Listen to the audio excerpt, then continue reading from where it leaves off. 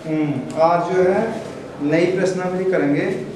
कल जो है हमने फिनिश कर दी थी आपकी प्रश्नावली को, उसमें 6.1 थी प्रश्नावली, 6.1 थी वो, सही है। अब जो है 6.2 देख लें, प्रश्नावली 6.2 देख लो, 6.2 ये है। लिख दे प्रश्नावली 6.2।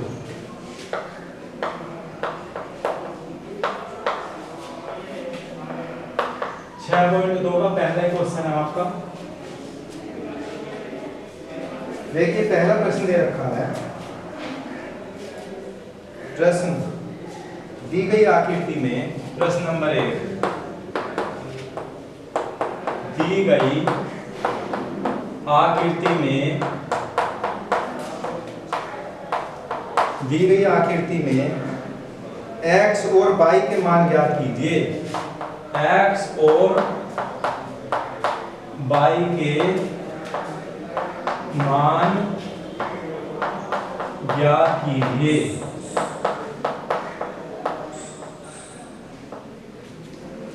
x और y के मान ज्ञात कीजिए और फिर दर्शाइए कि, और फिर दर्शाइए कि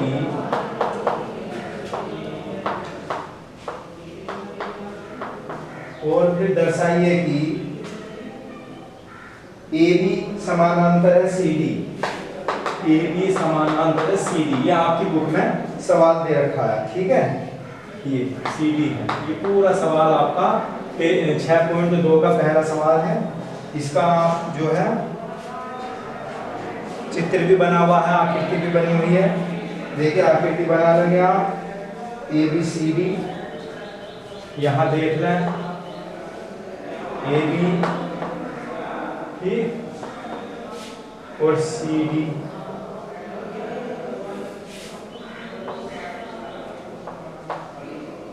C और D, ABCD। ये आपका 50 अंश है, 50। यहाँ पे x, ठीक, और ये जो है 130, ये y है। ये तो आपका किताब में लिखा हुआ है, किताब में बना हुआ चित्र है, ठीक है, किताब में दे रखा आपका ये। अब क्या करना है, AB जो है CD के समांतर है, ये हमें लाना है। तो देख लें AB CD के समांतर कब होगा।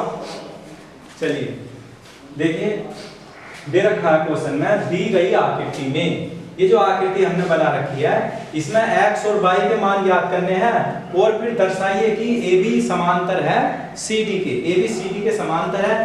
तो आपके सामने जो है AB और एक CD जो है क्या है, ये दो समांतर रेखाएं हैं।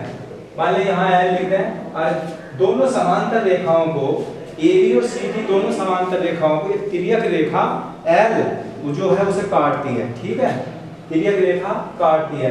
तो यहाँ आपका 50 अंश बना हुआ है कोण, ये x है, यहाँ पे 130 अंश है और यहाँ पे y है, ठीक है। दोनों कोण, चार कोण जो है आपके सामने दिखाए गए हैं, दो दे रखे हैं, दो हमें ज्ञात करने हैं, ठीक है, x और y का मान ज्ञात करना। तो आप ये बताएंगे सबसे पहले, देखिए ये जो L और M है, यहाँ M भी लिख सकते हो, L और M जो हमारी तिर्यक रेखा है, ठीक है, इस L M का क्या हमारा एक ऋजु रेखा भी बोलेंगे इसे। ऋजु रेखा का जो कोण बनता है वो 180 अंश का होता है। ऋजु रेखा का मतलब होता है एक सीधी रेखा, यानी L जो है एक सीधी रेखा है, LM है नहीं बिल्कुल सीधी। तो आपका ये कितने अंश का कोण बनेगा बताइए, 50 का यहाँ है और x यहाँ है। अगर हम दोनों कोणों को यहाँ पे जोड़ दें तो ये क्या हो जाएगा, 180 अंश का कोण होगा। तो 180 अंश का कोण आप जानते हैं कैसे बनता है, चाहे आप इस तरह से खींच देंगे तो ये वाला जो कोण है वो 180 अंश का होगा, कहीं से भी खींच दें या सीधी इस तरह से खींच दें। तो आप सभी जानते हैं ये 180 अंश का कोण है। तो ये वाला भी आपका 180 का ना हो गया, ये वाला जो कोण हो गया ये कितने का हो गया, 180 का हो गया, ठीक। तो क्या कहेंगे हम इसमें, इस कोण का नाम क्या लिखेंगे बताइए, 180 अंश जो है, ठीक है, तो ये लिखोगे दी गई आकृति में AB यानी दी गई आकृति में AB के समांतर CD खींची हुई है, CD दे रखी है और उन्हें एक तिर्यक रेखा L काट रही है। ठीक है, तिर्यक रेखा युग्म बनाते हैं। चलिए तो लिखें, हमें कोण x और xy के मान यानी कोण x इक्वल टू और कोण y इक्वल टू ये भी मान ज्ञात करने हैं हमें। क्या क्या इनके मान आएंगे, तो यहाँ लिखेंगे आप 180 में देख लीजिए x और 50 जो है 180 का है नहीं, 180 का 50 अंश और x अंश L ऋजु रेखा का नाम क्या लिखेंगे, L और M। L M एक ऋजु रेखा,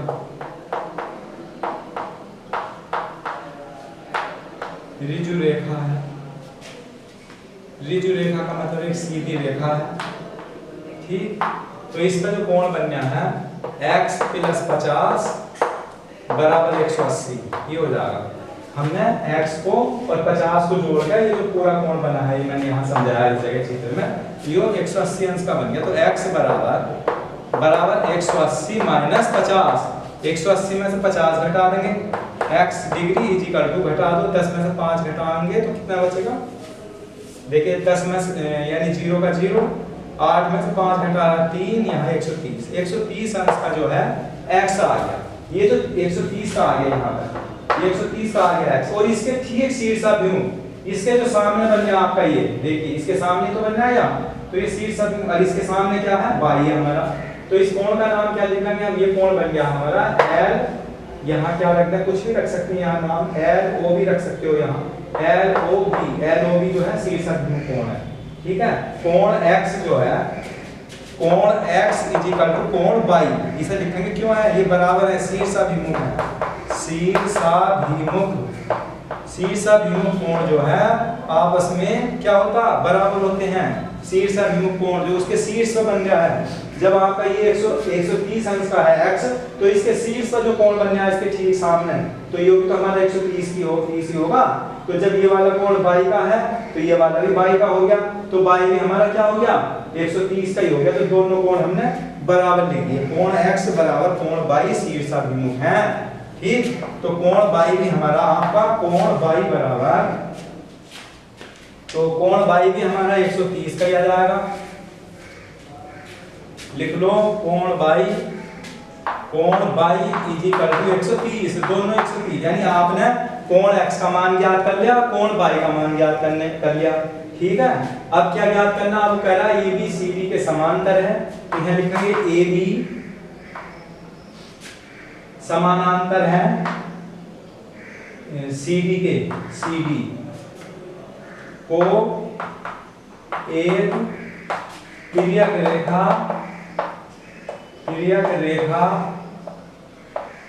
LM काटती है। ठीक, LM काटती है। ठीक, जब ये LM इसे काटती है तो इसमें क्या होगा हमारा, LM जो है तिर्यक रेखा काटती है, कोण x और कोण y जो है एक दूसरे के समानांतर होंगे। ठीक है, AB जो भुजा है वो CD के समांतर हो जाएगी, और यही हमें ज्ञात करना था यहाँ पर। ठीक है, दोनों कोण x और y के जो मान आगे वो 130 के आगे, वह और कुछ नहीं लिखना AB व CD को तीसरी रेखा प्रतिच्छेद करती है, बस लिखना है AB अतः AB तथा CD को एक रेखा प्रतिच्छेद करती है,